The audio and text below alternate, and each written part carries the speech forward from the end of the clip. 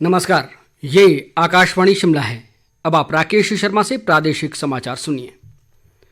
मुख्यमंत्री जयराम ठाकुर ने कहा है कि प्रदेश सरकार ने कोरोना महामारी जैसी वैश्विक चुनौती का सफलतापूर्वक सामना किया है और प्रदेश के विकास को अवरुद्ध नहीं होने दिया है। जयराम ठाकुर आज मंडी जिला के सिराज विधानसभा क्षेत्र के बाली चौकी में करोड़ों रुपए की विकास कार्यों के लोकार्पण के मौके पर बोल रहे थे। उन्होंने कहा कि इतिहास में पहली बार किसी भी सरकार को कोरोना महामारी जैसे कठिन दौर का सामना करना पड़ा है।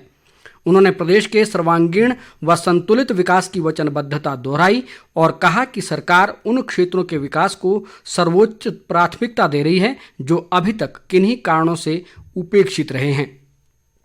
जयराम ठाकुर ने कहा कि प्रदेश सरकार का बीते 3.5 वर्षों का कार्यकाल विकास व उपलब्धियों से भरा रहा है। मुख्यमंत्री ने इस मौके पर लोगों की समस्याएं भी सुनी और अधिकारियों को उनके शीघ्र समाधान के निर्देश दिए। केंद्रीय सूचना व प्रसारण और खेल मंत्री अनुराग ठाकुर ने हिमाचल में खिलाड़ियों के लिए अंतर्राष्ट्रीय स्तर की सुविधाएं प्रदान करने का भरोसा दिया है। अनुराग ठाकुर ने ये आश्वासन आज नई दिल्ली में उनसे मिलने गए प्रदेश के ग्रामीण विकास व पंचायती राज मंत्री वीरेंद्र कंवर को दिया। वीरेंद्र कंवर ने आज अनुराग ठाकुर से शिष्टाचार भेंट की। वीरेंद्र कंवर ने अनुराग ठाकुर को केंद्र सरकार में मंत्री बनाए जाने पर बधाई दी और हिमाचल प्रदेश में खेल गतिविधियों को बढ़ावा देने पर चर्चा की।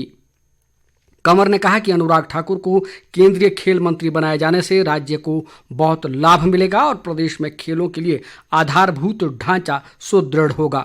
वीरेंद्र कंवर ने केंद्रीय ग्रामीण विकास मंत्री गिरिराज सिंह और राज्य मंत्री साध्वी निरंजन ज्योति से भी मुलाकात की। उन्होंने इस दौरान प्रदेश से जुड़ी विभिन्न परियोजनाओं पर चर्चा की। वीरेंद्र कंवर ने केंद्र सरकार की प्रधानमंत्री आवास योजना के तहत राज्य के लिए कोटा बढ़ाने की मांग की ताकि आपदा प्रभावितों की बेहतर ढंग से मदद की जा सके।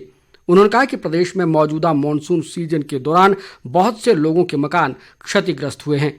गिरिराज सिंह ने हिमाचल प्रदेश को हर संभव सहायता का भरोसा दिलाया। सांसद किशन कपूर ने कांगड़ा जिला में भारी वर्षा से प्रभावित परिवारों के पुनर्वास के लिए प्रभावी कदम उठाने के जिला प्रशासन को निर्देश दिए हैं। किशन कपूर ने आज धर्मशाला में जिले में भारी वर्षा के कारण उत्पन्न स्थिति की अधिकारियों के साथ समीक्षा करते हुए कहा कि बेघर हुए लोगों की प्राथमिकता के आधार पर मदद की जाए। उन्होंने ऐसे लोगों के पुनर्वास के लिए योजना तैयार करने को कहा ताकि इन परिवारों को जीवन यापन में किसी तरह की असुविधा न हो।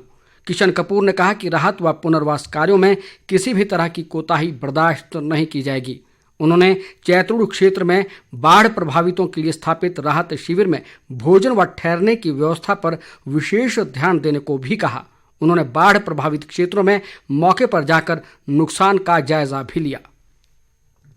भारतीय स्टेट बैंक की शिमला शाखा ने अपने सामाजिक जिम्मेदारियों के तहत आज ऑलमाइटी ब्लेसिंग चैरिटेबल ट्रस्ट को परोपकारी कार्यों के लिए गैस बर्नर, पतीले, स्ट्रेचर, व्हीलचेयर और बैसाखियां भेंट की। बैंक के प्रबंधक निदेशक CS शेट्टी ने कहा कि ये जरूरी सामान ट्रस्ट को और अधिक ज़रूरतमंद लोगों की मदद के लिए भेंट किया गया है। Almighty blessing charitable trust Shimla में पिछले कई सालों से ज़रूरतमंद और गरीब लोगों की मदद कर रहा है। ट्रस्ट की ओर से शहर में एक रोटी बैंक भी चलाया जा रहा है। इस मौके पर बैंक के कॉरपोरेट केंद्र मुंबई की ओर से मुख्य महाप्रबंधक विधि अनंत धोराट, महाप्रबंधक प्रदीप कुमार शर्मा, अनुकूल भटनागर, विनोद कुमार मिश्र और पवन कुमार भी मौजूद रहे। ठोस कचरा प्रबंधन को लेकर गेल इंडिया और IIRD ने आज शिमला में संयुक्त रूप से एक कार्यशाला का आयोजन किया। इस कार्यशाला का शुभारंभ पूर्व विधानसभा अध्यक्ष राधा रमन शास्त्री ने किया। नगर निगम आयुक्त आशीष कोहली, उप महापौर शैलेंद्र चौहान, निगम पार्षद और गेल इंडिया के मुख्य महाप्रबंधक अनूप गुप्ता भी इस मौके पर मौजूद रहे। राधा रमन शास्त्री ने इस मौके पर कहा कि आज देश में स्वच्छता की सबसे अधिक ज़रूरत है। उन्होंने कहा कि सफाई करने से नहीं बल्कि रखने से होती है। गेल इंडिया के मुख्य महाप्रबंधक अनूप गुप्ता ने कहा कि शिमला में ठोस कूड़ा प्रबंधन के लिए गेल इंडिया ने शहर भर में पायलट प्रोजेक्ट के तहत डस्टबिन लगाए हैं। हिमाचल प्रदेश आबकारी एवं कराधान विभाग को अब राज्य कर उत्पाद विभाग के नाम से जाना जाएगा। प्रदेश सरकार ने हिमाचल प्रदेश सरकार के कार्य आवंटन नियम 1971 में संशोधन कर इस विभाग का नाम बदल दिया है। इसी के साथ ही समाचार बुलेटिन समाप्त हुआ।